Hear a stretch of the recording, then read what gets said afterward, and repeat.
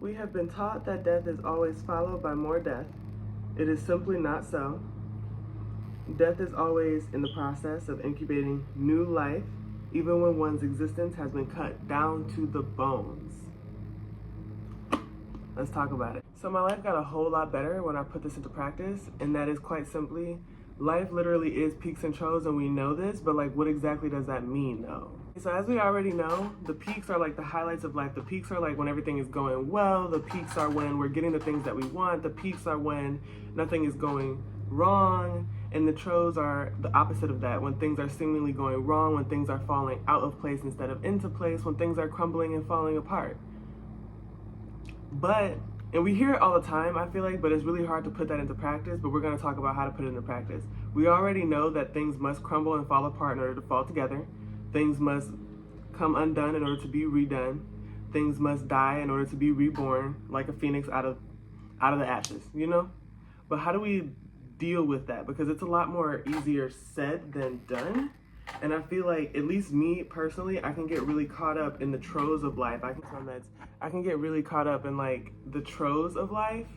Also, if you need to be medicated for any mental health reason, just go get medicated. There's literally no shame about it. And you wouldn't, if you have a broken arm, you wouldn't go, oh, my arm is broken, let me just pop it back into place. You wouldn't do that. You would go get a sling, you would go to the doctor, and you would get it fixed. So if you need mental health help, go get it looked at. Okay. I feel like me personally, I can get really caught up in the troughs of life. Like I can get really caught up in the, this isn't how it's supposed to go, because I have an issue with control, an issue with ego, like a lot of people do. And we have to first let go of that. That's like the first step in order to understanding how to get past the peaks and troughs, because the peaks are always going to be good and the troughs are always going to be a trough. But that doesn't mean that they aren't good. And I want to read a passage out of this book, and I want to talk about ego, and we're gonna figure out how to ride that wave, how to ride the trough, and how to make the best of it, because life is life, and there's always going to be troughs, and the troughs are always going to be followed by peaks, and the peaks are always going to be followed by more troughs. I'm going to talk about specifically how to get past those troughs, but I want to read you a passage out of this book. And if you guys have not read this book by Clarissa Pinkola Estes, please read it. It is like phenomenal. And this is a passage from The Skeleton Woman. All right. And it reads, "The life, death, life, nature is a cycle of animation. Cycle. Development, decline, and death that is always followed by reanimation. This cycle affects all physical life and all facets of psychological life. Everything, the sun, novas, the moon, as well as the affairs of humans and those of the tiniest creatures, cells and atoms alike, have this fluttering, then faltering, and then fluttering again." Now, with that being said, I feel like the hard part of that, and like we know this, but the reason why we can't get over it is because of ego. But if ego is telling you, all right, so we know this, but the reason why you can't seemingly get over that and realize it is for three things really. One, you're not cognizant of the fact of what we just read, okay? And read the whole book, it's truly phenomenal. But in this instance, just knowing and being cognizant of the fact that like when you're going through a trough, something better, is absolutely waiting for you. One, that puts you at a little bit of sense of ease, okay? But two, if you are aware of that fact, the reason why you can't really truly grasp onto it is because you're afraid of not having control. Let me tell you, I want to control the hell out of my life. And I feel like, I mean, yes, we do have control, but there are also things that we cannot control and things that are out of our sense of power. And you have to be okay with that. And then that kind of, I think, brings into the question, fate versus like human will. And me personally, I do believe in both. Like I do believe that certain things are destined for certain people, but I think that like, let's say that if you're destined to be here, I think that you have control and you can move along that and you will get to that point of fate, but you have control of which way to go in order to get there. But it will happen indefinitely. And if it's for you, it's going to be for you. And if it's something that you choose and it is something that you wake up every single day and go, hey, I'm going to work towards this no matter what, despite what, you will get there. And so ultimately, even though you want to have control over everything and we can't, don't let that fool you, because it is just a momentary lapse of control. Okay? So like, for example, let's say let's say that you really, really want to, I always use this as an example because I'm a gym goer. Let's say that you really want to get in the gym and that you really want to hit a certain weight, or you really want to lose a certain amount of weight, or whatever. Gain, lose it, whatever, right? But the day is just not going as you want it to go. People keep blowing up your phone. You got stuff to do. You feel like you can't have the time to actually go and hit the gym. Okay, but you do have control over saying, okay, well, when I'm done with the day, no matter what, I'm going to go home and I'm going to hit those reps anyway. I'm going to eat and I'm going to do what I got to do anyway, regardless of the facts. Now, so what you really have to do is say, you can't control the universe, but you can control you. You can't have control over everything, but you do have control over you. And so instead of putting your faith into the ether of saying like, hey, well, it's just going to fall into my lap, because it is not. Ego does not automatically make it just fall into your lap. Because you want to control everything, that does not mean that what you want is going to fall into your lap. And simply because you do control some things, that still doesn't mean it's going to fall into your lap immediately. But if you have absolute faith in yourself, absolute faith that you are going to do what you need to do regardless of the fact, regardless of the things that are out of your control, you will get there. And I think that that's the key to life, and like that's how you get over that. And now I want to read you another passage because it just really resonated with me. And I'm probably rambling, but just stay with us. Stay with us, okay? You better not jump up there. All right, so now how do we enjoy the troughs? Because it's one thing to know, it's one thing to go through the peaks and troughs. It's one thing to say, hey, this is out of my control, but I'm going to control what I can anyway. And then it's another thing to go, well, how do I enjoy this entire process regardless of the fact? Because you don't want to just be miserable. You don't want to just go throughout your day and be like, dang, I really just cannot wait to get through this one point. You still want to be cognizant of everything. You still want to be in the moment. You still want to be present. But how do we get to that? Because we figured out, I'm going to shut up. Let me just read the passage. If she knocks over this camera, mamas. All right. Unlike humans, wolves do not deem the ups and downs of life, energy, power, food, nor opportunity as startling or punitive. Peaks and valleys just are, and wolves ride them efficiently, as fluidly as possible. The instinctual nature has a miraculous ability to live all positions, all positives boon, all negative consequences, and still maintain relationship to self and others.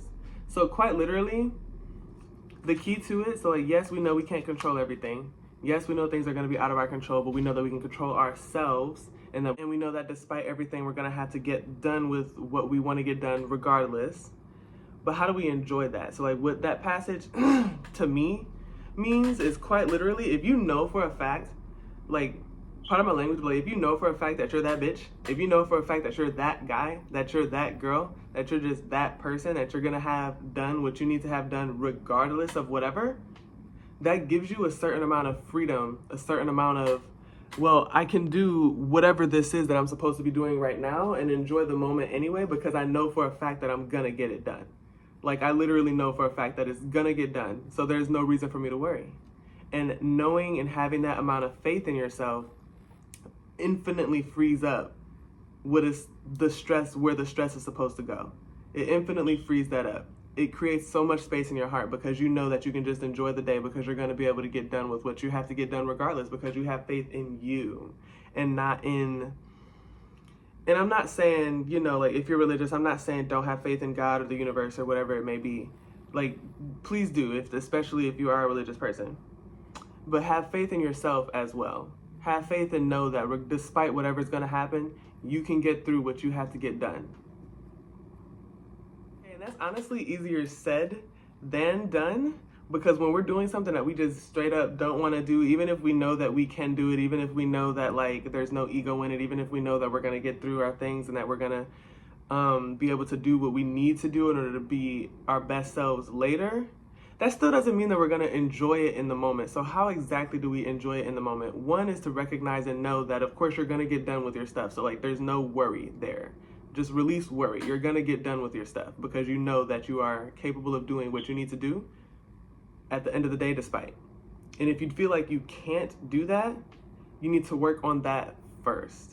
Second off, even if it's something boring, try to add a little bit of spice, a little bit of flair into it, a little bit of creativity, a little bit of jokingness, a little bit of just life. Because life is quite literally, it is adulting. And like, I hate adulting, and I'm sure everyone hates adulting, but like, add some laughter into it, include some friends into it. Like the passage said, like the peaks and troughs, quite literally, the troughs aren't so bad of a trough if you have friends that go through it, if you have like-minded individuals to go through it. Me personally, I quite literally take my Nintendo Switch with me everywhere, and I'm constantly on the phone with my sister because you cannot convince me to have a bad time.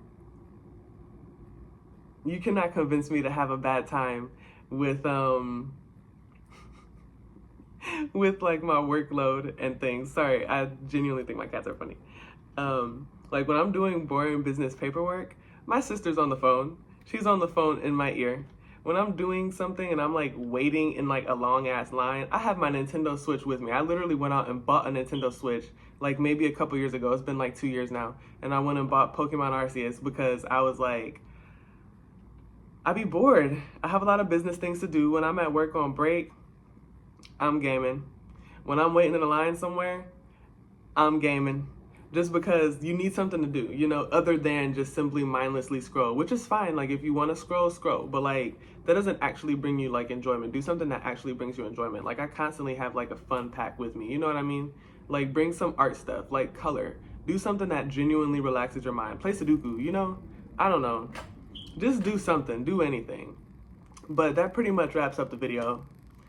I hope that this video helped you a little bit because I definitely needed to hear it, and I needed to say it, I needed to hear it, I needed to remind myself of it, that even though life definitely is peaks and troughs, the troughs don't have to be so deep, the troughs don't have to be so dark, and we can get through the troughs no matter how deep and dark that they are, because we do know like life can get dark. It can get dark, and it can get dark really fast. But that doesn't mean it has to stay dark. And that doesn't mean that despite whatever's going on, I don't care if you broke your phone today, I don't care if you broke your foot today, if you can still breathe, if you can still move, if you can still communicate, you can still have a good time in some way or another. And it's really truly about your mindset and about your perspective. So if you need a mindset and a perspective switch, I hope that this was a little bit of that. I hope that this can aid you in that journey. Love you, bye. Again, just to reiterate, that's really not to say that like bad shit's gonna happen. Like it's gonna be a thing, you know? And because I feel like the video might have made it seem like life can really just be boiled down to, okay, we'll just go play a video game or just go like do whatever. But like genuinely, it doesn't matter what it is. So like, for example, like when I was being kicked out of my mom's house and like life was falling apart because life was falling apart. I got some serious mom trauma, right? And she moved in, so I literally like moved out immediately. I didn't have anywhere to go. I was staying in my car. It was fucking horrible, except it wasn't. Because when it was horrible, I was coming and I was staying here. I was literally, I was driving here every day, and I was coming to look at the water, and I was sitting at the water, and I have never in my entire life been so more like connected with nature than when I was in the process of being kicked out of my mother's house, you know? And now I live here. And so that's just mini example. Another example, because again, you don't want to just an example. When I was being fired from one job and I thought that everything was falling apart because I was making massive amounts of money. I was making more money than I ever had in my entire life, right? Okay, cool. But I wasn't happy there. But then when I was fired, I was absolutely miserable. And then I went somewhere else, and then I discovered my calling because I was just asking around. I was just being real casual, and I was like, yo, well, what do you do for work? What do you do for fun at this new job now that I was making significantly less money at? But I was happy there. So it was really a blessing in disguise. So what I'm saying, though, is really and truly, a lot of our troughs end up being blessings in disguise, and we just can't see it yet because we're going through it. So go through it peacefully. Go through it knowing that there's a quote that says, a bird doesn't fear for falling because its faith is not in the branch, but it is in its own wings. go through the troughs knowing that. Okay, now love you, bye. I'm about to go hop in the shower.